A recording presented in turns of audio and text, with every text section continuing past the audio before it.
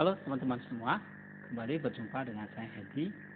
Kali ini kita akan belajar uh, tentang doa yang diajarkan oleh Saint Simeon the New Theologian atau Simeon Sang Teolog Baru. Salah satu tulisan yang kita akan bahas dari Saint Simeon ini adalah 3 metode doa. Nah, kali ini kita akan belajar apa yang diajarkan oleh Saint Simeon tentang cara atau metode kita melakukan doa secara batin atau spiritual prayer itu. Nah, teks ini saya ambil dari buku Philokalia volume yang keempat yang dikompilasi oleh Saint Nicodemus dari Gunung Athos dan Makarius dari Korintus. Berikut apa yang diajarkan oleh Saint Simeon tentang 3 metode doa. Saint Simeon mengatakan bahwa terdapat 3 metode doa dan berjaga-jaga. Dengan cara itu, jiwa kita akan ditinggikan atau direndahkan. Siapa yang menggunakan metode ini pada saat yang tepat, maka akan dinaikkan. Tetapi siapa yang menggunakannya dengan kebodohan dan pada waktu yang salah, maka jiwanya akan direndahkan. Berjaga-jaga dan berdoa sepatutnya bertarian erat seperti tubuh dan jiwa, karena yang satu tidak dapat berdiri tanpa yang lain. Jadi berjaga-jaga itu seperti bagian dari tubuh kita, sedangkan doa itu seperti jiwa kita. Berjaga-jaga pertama terus maju seperti pengintai dan maju bertempur melawan dosa. Doa kemudian diikuti setelah itu dan dengan serta-merta menghancurkan dan memusnahkan semua pikiran yang jahat di mana keperjagaan sudah bertempur melawannya dan jika hanya sendirian tidak dapat memusnahkan mereka. Jadi doa perlu disertai dengan berjaga-jaga. Sebab dengan berjaga-jaga, maka itu akan seperti pengintai atau maju bertempur melawan dosa. Nah, berjaga-jaga ini seperti pintu hidup ya dan kematian. Jika dengan cara berjaga-jaga kita terus berdoa, kita akan membuat kemajuan. Tapi jika kita meninggalkan doa yang tidak dijaga, dan membiarkannya menjadi najis, usaha kita tidak akan ada gunanya dan tidak ada isinya. Oleh sebab itu, seperti yang kita katakan, terdapat 3 metode berjaga-jaga dan berdoa. Kita harus menjelaskan ciri-cirinya masing-masing. Sehingga siapa yang bercita-cita untuk mencapai satu kehidupan dan ingin ditetapkan untuk bekerja, dapat dengan keyakinan teguh memilih apa yang paling tepat baginya. Jika tidak, melalui ketidakpeduliannya, dia dapat memilih apa yang lebih buruk dan kehilangan apa yang lebih baik. Sekarang, metode doa yang pertama. Nah, inilah ciri khas metode doa pertama. Apabila seseorang berdiri saat berdoa, ia mengangkat tangan, mata dan pikirannya ke surga, dan mengisi pikirannya dengan pikiran ilahi, dengan gambar keindahan alam semesta, malaikat, tempat keberadaan orang-orang benar. Ringkasnya, pada waktu doa, dia menata dalam pikirannya semua yang dia dengar dari kitab suci, dan dengan demikian membangkitkan jiwanya kepada kerinduan ilahi saat ia menatap ke arah surga. Dan kadang-kadang ia menitikkan air mata. Tetapi apabila seseorang berdoa dengan cara ini, tanpa dia sadar bahwa hatinya bisa tumbuh akan kebanggaan dan ditinggikan. Dan dia menganggap apa yang sedang terjadi kepadanya karena rahmat ilahi, ya, anugerah, dan memohon kepada Allah untuk membenarkan dia senantiasa. Dan ini akan terlibat terus-menerus. Namun asumsi ini bagaimanapun adalah tanda-tanda hayalan. Karena kebaikan itu tidak baik apabila tidak dilakukan dengan cara yang benar. Maka jika orang itu sedang mengejar hidup kesunyian dan pengasingan, dia akan hampir tidak dapat dielakkan menjadi gila. Dan walaupun ini tidak terjadi atasnya, maka mustahil baginya untuk mencapai keadaan kekudusan atau ketidakhasratan.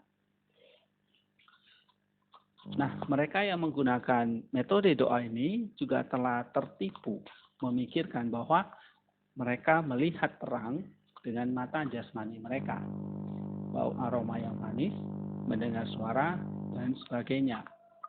Beberapa telah benar-benar dirasuki oleh setan dan menggembara dari satu tempat ke tempat dalam kegilaan mereka.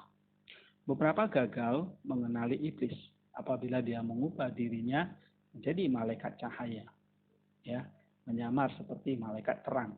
2 Korintus 11 ayat 14. Dan meletakkan kepercayaan mereka kepadanya. Mereka terus dalam keadaan ilusi yang tidak bisa dibedakan hingga kematian mereka, menolak untuk menerima nasihat orang lain. Masih beberapa yang lain yang dihasut oleh iblis telah bunuh diri, membuang diri ke dalam jurang, atau menggantung diri mereka sendiri. Nah, sesungguhnya siapa yang dapat menggambarkan semua bentuk penipuan yang digunakan oleh iblis? Namun dari apa yang kita katakan, orang yang waras dapat memahami jenis bahaya yang mungkin timbul dari metode pengawasan pertama ini. Sekalipun seseorang yang telah mengadopsi metode ini mungkin menghindari kejahatan yang telah kita sebutkan, karena dia hidup dalam komunitas, karena yang terasinglah yang paling rentan tertakluk kepada mereka. Bagaimanapun juga, ia akan melewati seluruh hidupnya tanpa membuat kemajuan. Nah, ini adalah metode doa pertama yang menurut Saint Simeon itu masih tergoda, ya, masih meninggikan dirinya, masih membanggakan akan dirinya.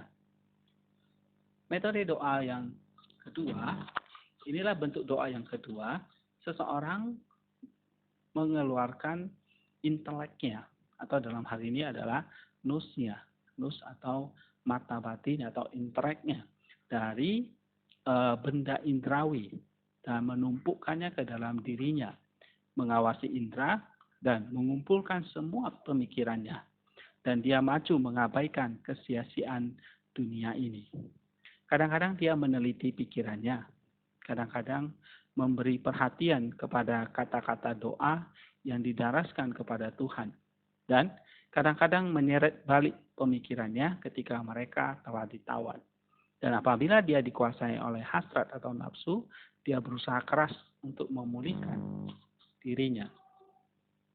Walau bagaimanapun, orang yang berjuang dengan cara ini tidak akan dapat tenang atau meraih mahkota kebenangan.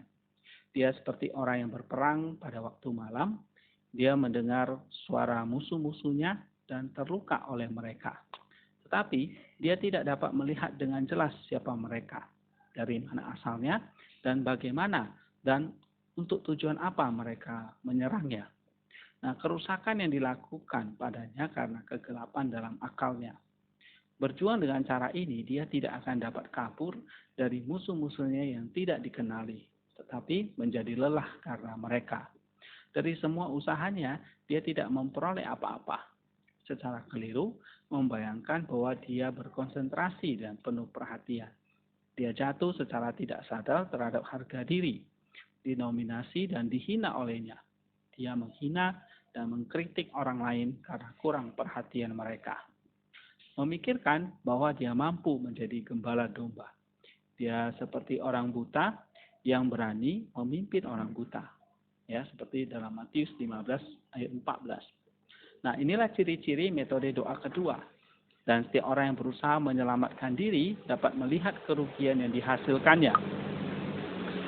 Tetapi metode kedua ini lebih baik daripada yang pertama. Sama seperti malam terang bulan adalah lebih baik daripada malam yang gelap gulita dan tanpa bintang. Nah, metode yang kedua, doa yang kedua ini menurut Saint Simeon, pikirannya walaupun tadi dengan inderanya dia bisa menatap ke atas, dia berdoa kadang-kadang dengan menangis, ya, tetapi masih dikuasai oleh nafsu, kebanggaan, kesombongan. Nah, metode yang kedua ini lebih baik. Dia sudah bisa masuk ke dalam inteleknya, tetapi masih terjerat oleh pikiran-pikiran yang menawan dia, oleh hal-hal nafsu, indera yang masih berusaha menjerat oleh inteleknya, menjerat inteleknya sendiri. Lalu Saint Simeon menyadarkan kepada kita, memberikan kita satu metode doa ketiga, yaitu doa batin atau doa di dalam hati. Ya, nah ini adalah metode doa yang disarankan, yang dianjurkan oleh Saint Simeon. Marilah kita mulai membicarakan metode doa ketiga yang benar-benar menakjubkan, tapi agak sukar dijelaskan. Bagi mereka yang tidak mengenalinya, ia tidak hanya sukar dipahami, tetapi amat luar biasa dan terdapat sangat sedikit orang yang dapat melakukannya. Nampaknya doa ini meninggalkan kita satu ketaatan. Karena cinta ketaatan yang membebaskan kita dari keterikatan dengan dunia yang jahat ini, menjadikan kita bebas dari kegelisahan dan keinginan berhasrat.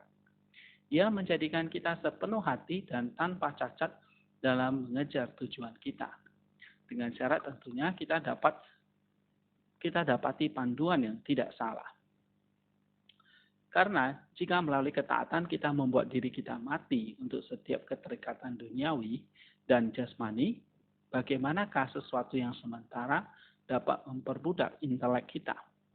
Jika kita mempercayakan segenap jiwa dan tubuh kita kepada Allah dan kepada spiritual fathers kita, tidak lagi hidup untuk diri kita sendiri atau menginginkan pendapat yang baik dari orang lain, kebimbangan apa yang dapat mengganggu kita?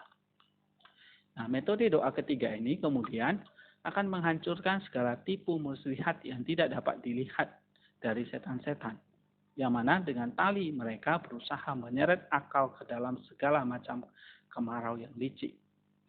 Menetapkan kebebasan, intelek maju berperang dengan segenap kekuatannya, meneliti pikiran yang menyusup dari musuh, dan dengan ketangkasan menangkal mereka, sementara hati dalam kemurnian berdoa kepada Tuhan.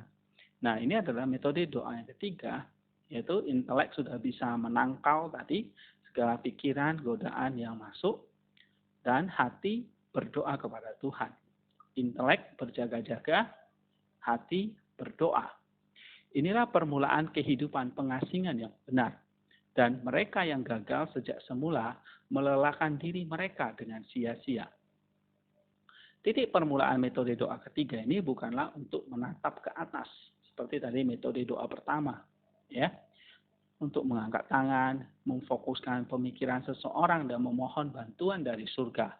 Tidak, ini seperti yang kita katakan adalah tanda bentuk hayalan pertama. Jadi metode doa pertama itu adalah doa dengan image, ya, yang menghayal ke atas, yang mengangkat tangan, yang memohon bantuan dari surga. Nah, ini adalah tanda bentuk hayalan yang pertama. Juga tidak bermula seperti metode kedua, yaitu menjaga indera dengan intelek. Sedangkan gagal memperhatikan musuh-musuh yang menyerang dari dalam. Nah, metode kedua masih gagal, karena inteleknya tadi belum siap untuk melawan musuh-musuh. Nah, metode yang ketiga inilah yang disarankan oleh Simeon, intelek berjaga, hati berdoa. Nah, dalam kasus seperti itu, seseorang diserang oleh setan daripada memukul mereka. Apabila terluka, dia tidak menyadarinya. Diambil sebagai tawanan. Dia tidak dapat membalas penawannya. Musuh-musuhnya selalu menyerangnya dari belakang dan bahkan berhadapan muka. Dan mengisi dia dengan kepercayaan diri, ya, keangkuhan atau kesombongan. Nah, ini metode kedua yang masih dikuasai oleh kesombongan. Sekiranya kita ingin mulai berdoa yang memberi terang dan sukacita ini, mulailah seperti berikut. Ya, ini metode doa ketiga. Kita harus terlebih dahulu mempraktikkan ketaatan yang tepat. Seperti yang diterangkan tadi, dan bertindak dengan hati nurani yang tulus.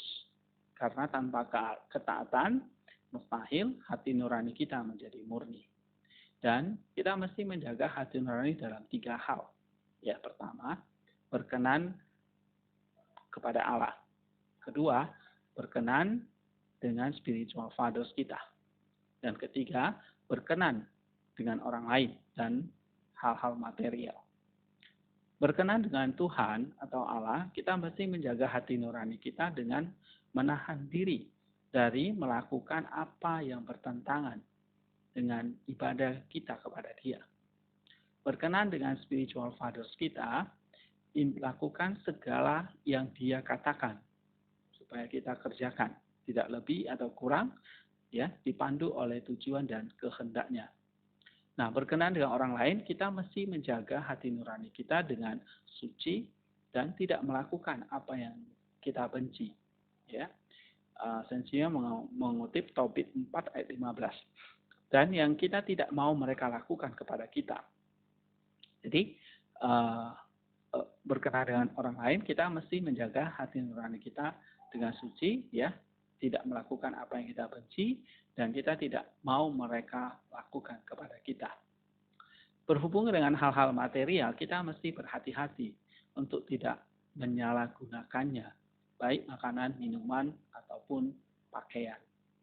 Jadi ringkasnya, metode doa ketiga ini bukan hanya doa dengan kata-kata ataupun dengan intelek, tetapi sudah dalam bentuk satu praktik ketaatan. Ya, ringkasnya, lakukan segalanya seolah-olah kita di hadapan Tuhan. Inilah kunci metode ketiga. Ya, lakukan segalanya seolah-olah kita sedang berhadapan dengan Allah, sehingga hati nurani kita tidak menegur kita dengan cara apapun. Setelah menjelaskan dasar dan menunjukkan cara awal bagaimana karakter yang benar atas berjaga-jaga ini, nah sekarang kita akan membicarakan dengan jelas dan ringkas mengenai ciri-cirinya. Sikap doa dan berjaga-jaga yang benar adalah intelek menjaga hati, sementara hati sedang berdoa. Nah, ini kuncinya. Intelek menjaga hati, sementara hati berdoa. Nah, intelek harus senantiasa berjaga di dalam hati, dan dari kedalaman hati, ia harus memanjatkan doanya kepada Tuhan. Sekali ia telah merasakan dalam hati bahwa Tuhan melimpahkan kasih karunia-Nya, ya seperti dalam Mazmur 34 ayat 8, maka intelek atau nus ini tidak akan punya keinginan untuk meninggalkan hati. Dan ia akan mengulangi kata-kata Rasul Petrus, ya, adalah baik untuk kita berada di sini, ya, Matius 17 ayat 4. Sehingga nus itu tidak akan meninggalkan hati. Ia akan terus berjaga-jaga di dalam hati, memukul mundur dan mengusir segala pikiran yang ditabur di sana oleh musuh, pikiran-pikiran jahat. Nah, bagi mereka yang tidak mengetahui latihan ini, akan kelihatan sangat keras dan sukar.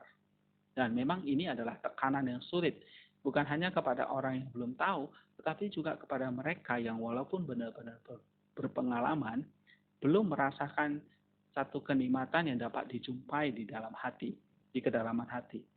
Tetapi orang-orang yang telah menikmati kegembiraan ini memberitakan bersama Rasul Paulus, siapakah yang akan memisahkan kita dari kasih Kristus? Dalam Roma 8 ayat 35. Saudara, kita lanjutkan. Saint Simeon menyatakan, Bapa kudus kita mendengarkan kata-kata Tuhan. Ya, dalam Matius 15 ayat 19-20, dari dalam hati keluar pikiran yang jahat, pembunuhan, perzinahan, kezaliman, pencurian, kegelapan, penghujatan. Nah, ini adalah semua hal-hal yang mencemarkan seseorang. Dan mereka juga mendengarkan dia, yaitu dia meminta kita untuk membersihkan bagian dalam cawan supaya luarnya juga bersih. Ya, dalam Matius 23 ayat 26. Maka mereka meninggalkan semua bentuk kerja rohani yang lain dan berkonsentrasi sepenuhnya pada tugas ini, yaitu menjaga hati. Yakin bahwa melalui latihan ini mereka juga memiliki setiap kebajikan lain. Sedangkan tanpa itu, tidak ada kebajikan yang dapat ditegakkan dengan tegas. Nah, beberapa bapak gereja menyebut latihan ini adalah latihan kesunyian hati.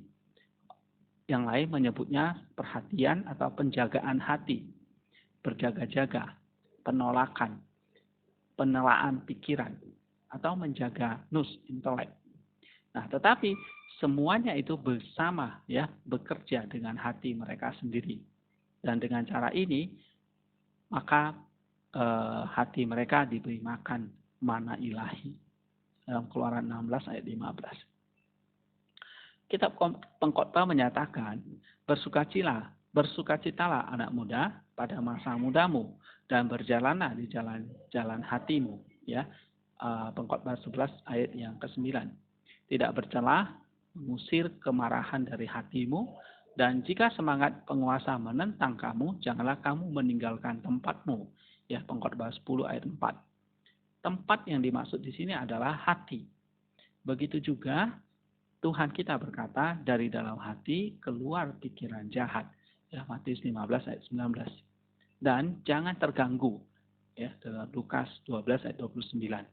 Dan sekali lagi, sesaklah pintu dan sempitlah jalan menuju kehidupan. Dalam Matius 7 ayat 14. Di tempat lain Tuhan juga berkata, berbahagialah orang yang miskin di dalam roh. Matius 5 ayat 3. Nah, maksudnya orang-orang yang diberkati adalah mereka yang miskin dari segala pikiran duniawi.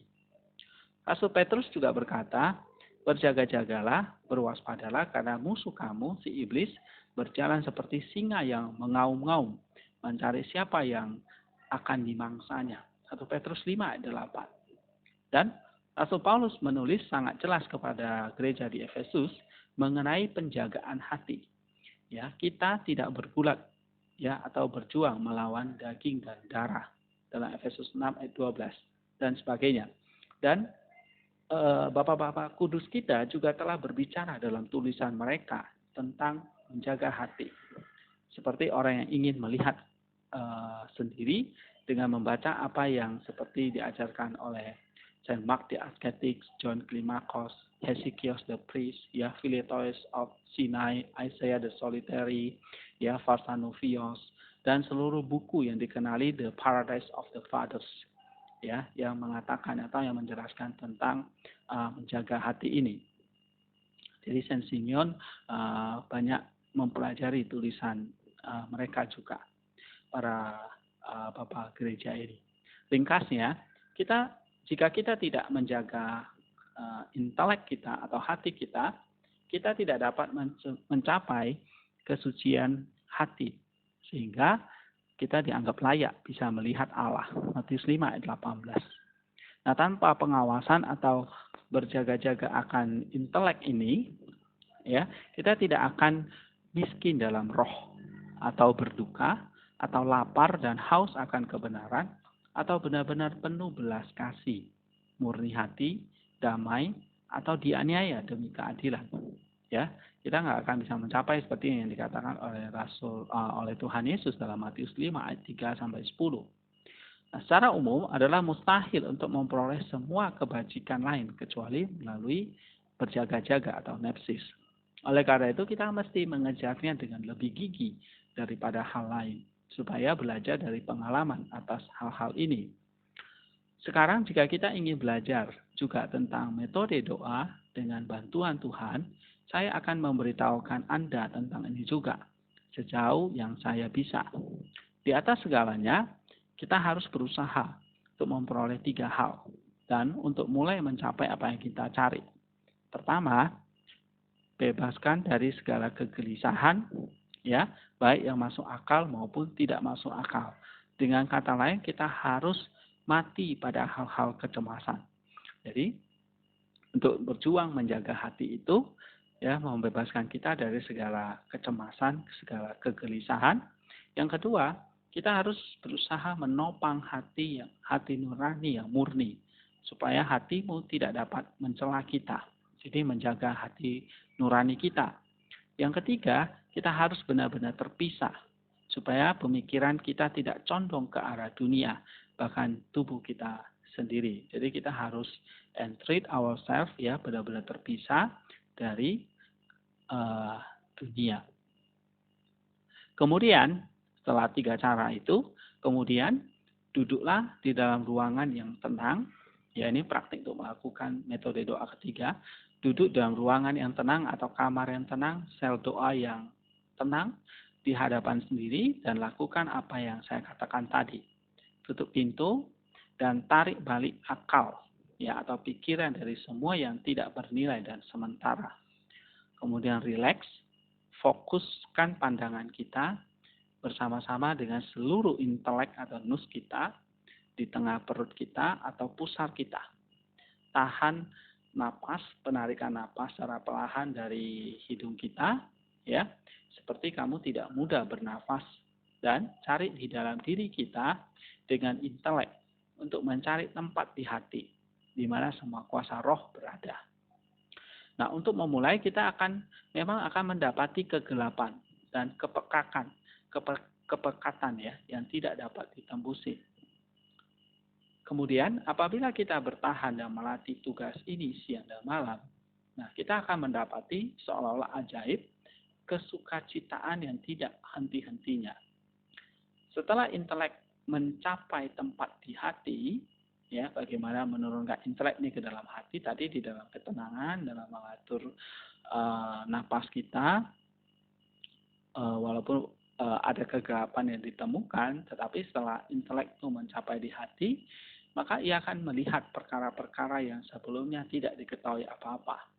Ia melihat ruang terbuka di dalam hati, dan ia melihat dirinya sendiri bercahaya dan penuh perbedaan. Sejak itu, dari sisi manapun, pikiran yang mengganggu mungkin muncul.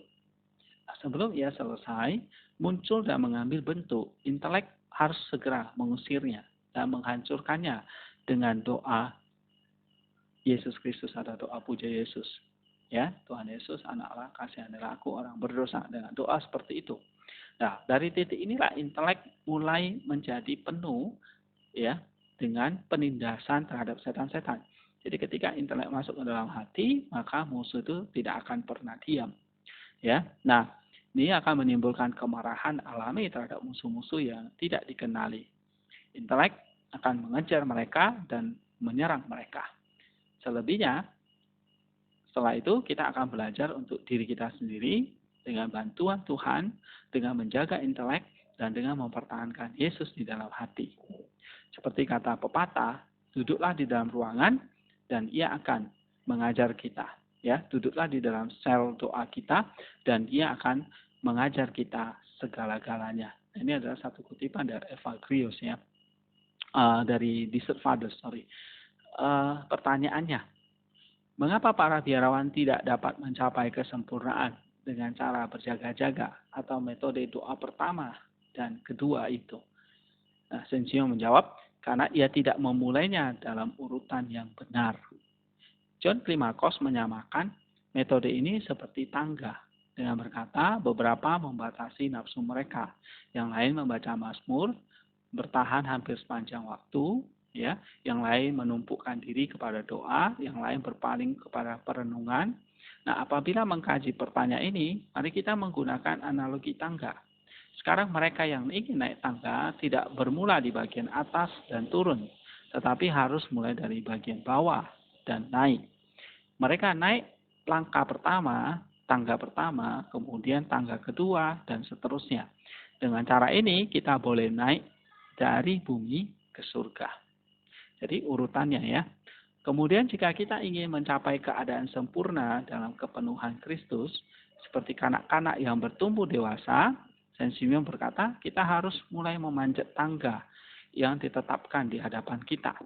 Sehingga kita maju tangga demi tangga, langkah demi langkah, mencapai fase seperti seorang dewasa. Nah, kemudian menjadi seperti orang tua. Nah, jadi tahap pertama itu adalah untuk mencapai level doa yang ketiga tadi, metode doa yang ketiga tadi, seperti tangga tadi. Ya, ada langkah demi langkah yang kita tidak bisa sembrono sembarangan. Ya, harus seperti menaiki tangga atau seperti pertumbuhan jasmani kita, mulai dari anak kecil, remaja, pemuda, dewasa.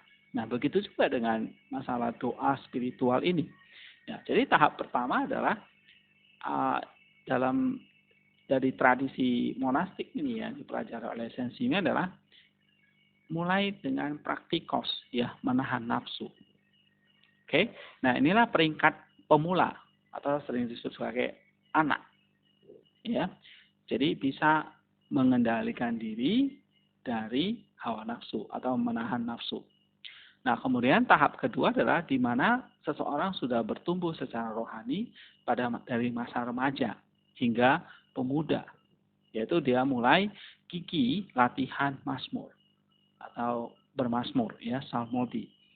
Karena apabila nafsu telah dibatasi atau ditekan, diistirahatkan, akad mazmur akan membawa kegembiraan pada lidah, pada mulut, dan disambut oleh Tuhan. Karena tidak mungkin menyanyi kepada Tuhan di tanah asing. Ya, Mazmur 137 ayat 4. Yaitu dari hati yang tak berhasrat. Nah, ini adalah tanda mereka yang mulai membuat kemajuan. Ini fase remaja atau fase pemuda. Baru setelah itu tahap ketiga menandakan peralihan rohani dari pemuda tadi menuju dewasa. Yaitu mulai bertahan konsisten di dalam doa. Nah, inilah peringkat mereka yang sudah maju. Jadi, doa berbeda dengan bermazmur seperti lelaki dewasa yang berbeda dari pemuda dan remaja. Jadi, menurut skema yang kita ikuti. Di samping itu terdapat tahap keempat dalam kehidupan rohani, yaitu orang tua dengan rambut yang sudah mulai memutih. Nah, ini menandakan penyerapan dalam kontemplasi. Jadi, doa masuk ke level kontemplasi. Dan ini adalah keadaan yang sempurna. Jadi perjalanan itu selesai dan puncak tangga telah dicapai. Oleh karena itu, adalah cara yang ditentukan dan diatur oleh Roh tidak mungkin bagi seseorang anak untuk bertumbuh dewasa dan mencapai usia tua kecuali dengan menaiki anak tangga pertama, mendaki terus menuju yang kedua sampai pada kesempurnaan dalam 4 tahapan tadi. Jadi tahapan pertama melawan nafsu, tahap kedua bermazmur, tahap ketiga itu adalah tahap berdoa dan berjaga-jaga tadi. Tahap keempat itu adalah kontemplasi.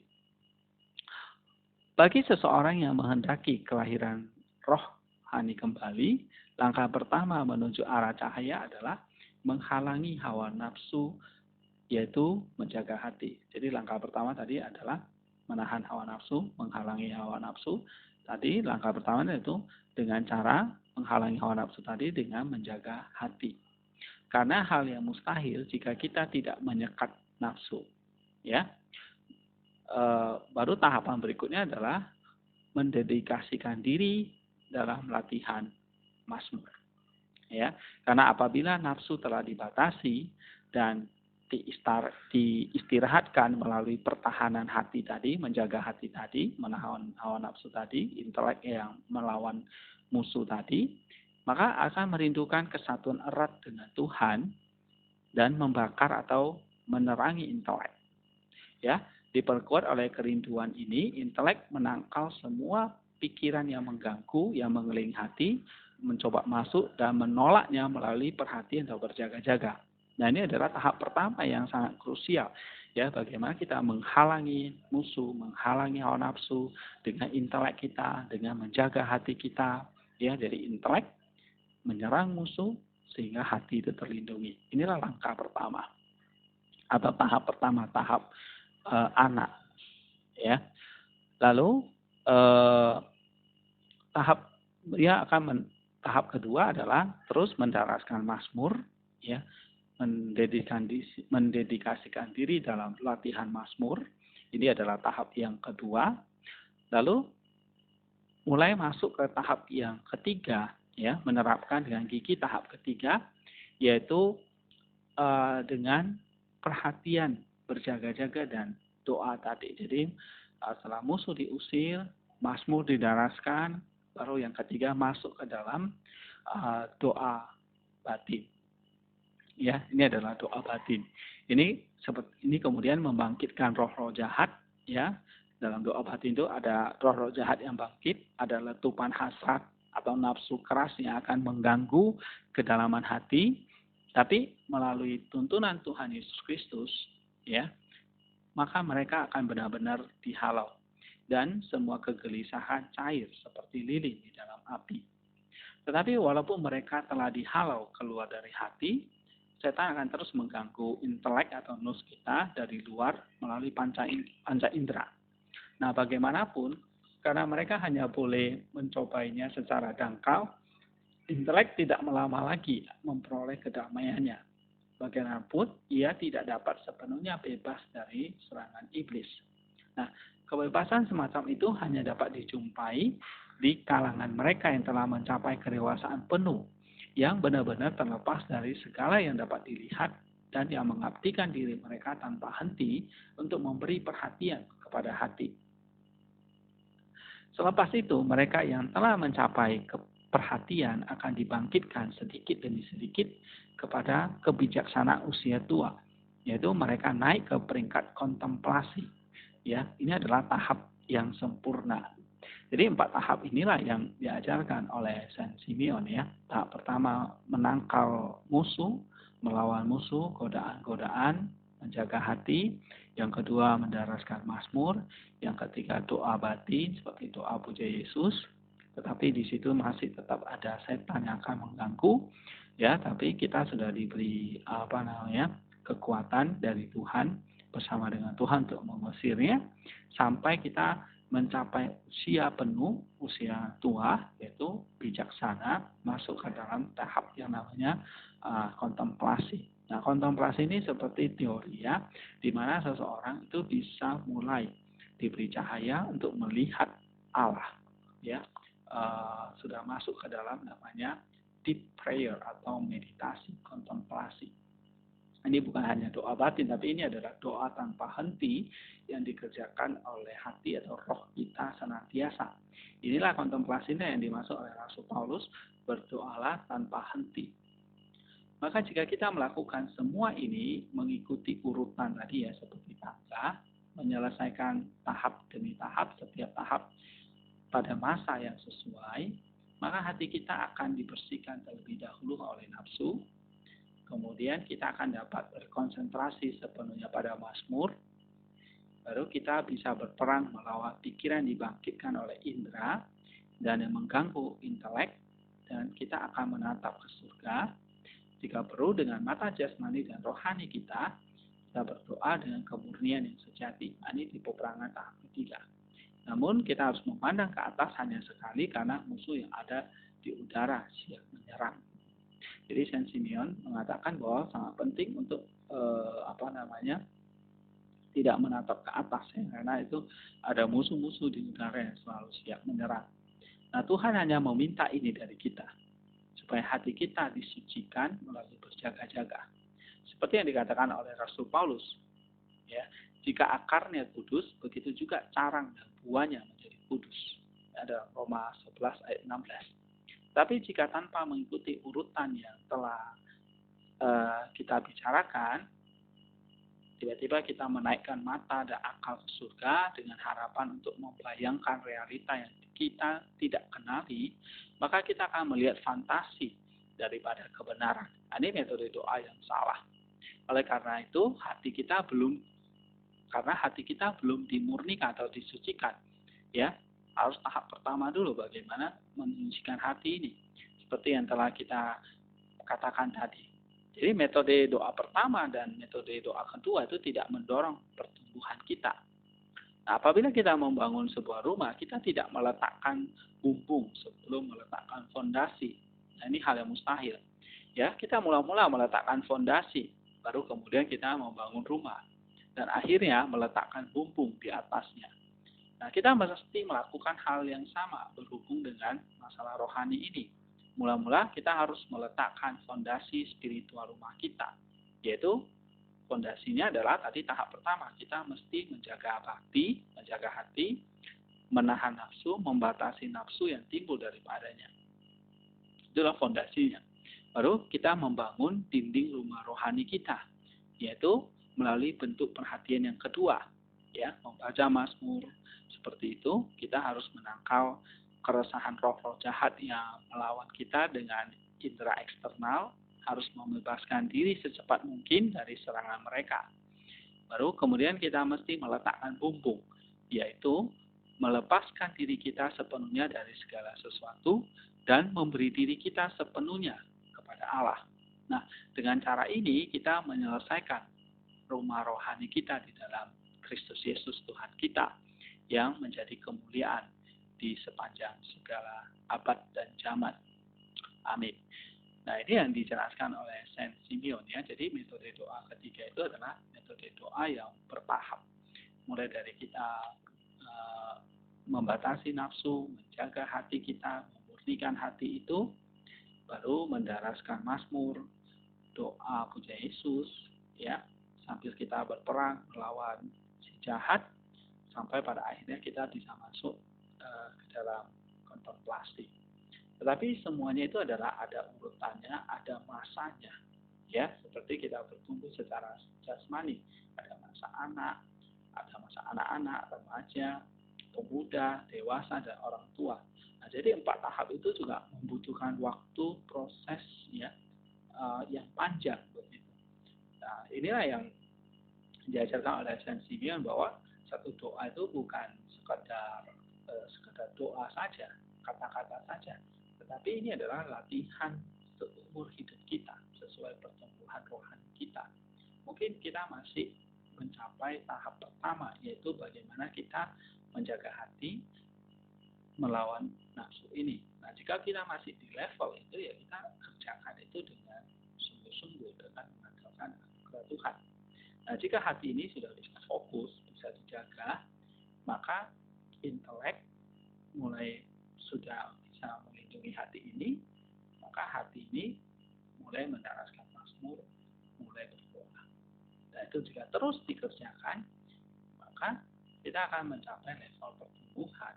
Ya, di situ terus tetap ada peperangan, ada godaan-godaan yang pasti akan muncul dari si jahat, dari si iblis, dari panca indera kita. Tetapi kita sudah punya intelek yang selalu menjaga hati ini, sehingga intelek ini akan terus berjuang melawan itu dengan bantuan dari anugerah Allah melalui Roh Kudus. Nah, jika kita bisa terus konsisten dengan itu, kita akan memperoleh yang namanya kebijaksanaan seperti orang tua, yaitu kita akan mencapai level doa tanpa henti yang disebut dengan kontemplasi itu. Nah, itulah metode doa yang sangat dalam, ya, yang sangat baik, memperkaya kita tentang spiritualitas kita yang diajarkan oleh Saint Simeon. Nah, saudara-saudara, kita perlu belajar mencerna ini, melakukan ini, sebab ini adalah pengalaman bapak-bapak gereja seperti Saint Simeon yang sudah terbukti, yang diajarkan di sepanjang zaman kepada kita. Ini adalah spiritual prayer, deep prayer, the prayer of the heart, yang memang mystical, ya, yang berhubungan dengan roh kita, sebab memang roh kita itu yang berasal dari nafasnya Allah atau rohnya Allah, ya memang makanannya ya berasal dari Allah itu sendiri. Ya, kalau memang tubuh kita itu berasal dari debu dan tanah, maka makanan bagi tubuh atau jasmani kita ya segala hal yang berasal dari tanah atau hasil dari tanah atau alam. Tumbuhan, hewan, ya, itu semuanya hidup dari tanah, dari alam. Maka ketika itu diolah jadi makanan, itu cocok bagi tubuh kita. Tapi bagaimana dengan roh atau jiwa kita? Nah, roh jiwa kita berasal dari rohnya Allah atau nafasnya Allah.